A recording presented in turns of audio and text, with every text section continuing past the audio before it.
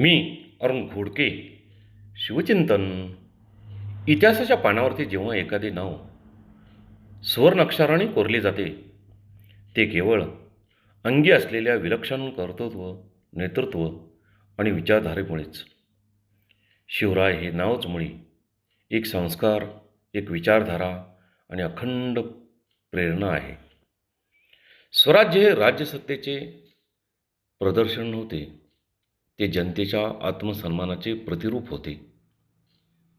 या मराठी मुलकाच्या भूमीमध्ये जन्मलेला शेतकरी, घाम गाळणारा कष्टकरी, व्यापारी, सर्वांचा सन्मान जपणारे राज्य म्हणजे स्वराज्य.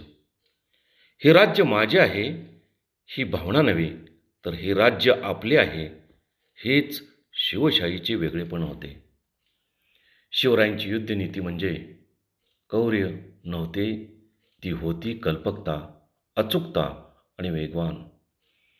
बलाढ्य शत्रूंना पराभूत केले, ते ताकदीने नव्हे, युद्ध कौशल्याने.